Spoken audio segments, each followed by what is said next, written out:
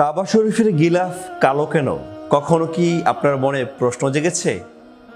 অনেকেই ভাবতে পারেন, এটা কি রাসূল করিম সাল্লাল্লাহু আলাইহি সাল্লাম কালো গিলাফ পরিয়ে গিয়েছিলেন, নাকি হযরত ইব্রাহিম আলাইহিস সালামের পর থেকেই এটিকে কালো গিলাফে মোড়ানো হয়েছে? প্রিয় দর্শক, আজকে আমরা কাবা শরীফের গিলাফের সামান্য ইতিহাস নিয়ে আলোচনা করব। আপনারা জেনে অবাক হবেন যে হযরত ওমর রাদিয়াল্লাহু তাআলা আনহু এবং হযরত আবু বকর সিদ্দিক রাদিয়াল্লাহু তাআলা আনহুর শাসনামলেও কাবা শরীফের মধ্যে লাল, কখনো সবুজ অথবা ভিন্ন রঙের কাবার গিলাফ ব্যবহার করা হতো।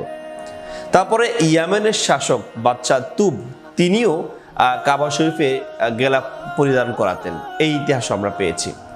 এবং আরও একটি ইতিহাস হচ্ছে আব্বাসীয় খেলাফতকালে, যখন আব্বাসীয় খেলাফত চলমান ছিল তখন বাদশাহ হারুনুর রশিদ সহ তার পরবর্তী কয়েক বাদশার চলমান যে ইতিহাস পাই, সেই ইতিহাসেও তারা সর্বপ্রথম কালো গিলাফে কাবা শরীফের যে মোড়ানোর বিষয়টি সেটি উল্লেখ করা হয়েছে। অর্থাৎ আব্বাসীয় খেলাফতের সময়ই সর্বপ্রথম কাবা শরীফকে কালো গিলাফ দ্বারা সজ্জিত করা হয়েছিল। এবং সেখানে উসমানীয় খেলাফতে এসে আরও নতুন একটি মাত্রা যোগ হয়েছে। সেটি হলো উসমানীয় খেলাফতের সময় কালো গিলাফে কাবা শরীফ মোড়ানোর পাশাপাশি সেখানে তারা সোনালি স্বর্ণখচিত বিভিন্ন ক্যালিগ্রাফি তারা নতুন করে অ্যাটাচ করেছিল।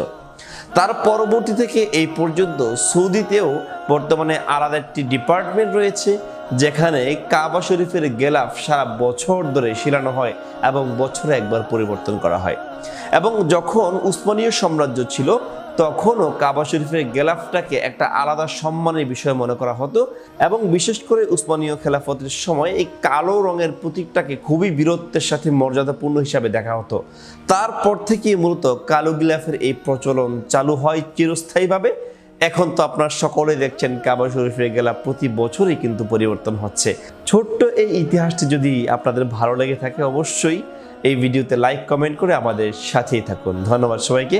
আসসালামু আলাইকুম ওয়া রাহমাতুল্লাহি ওয়া বারাকাতুহু।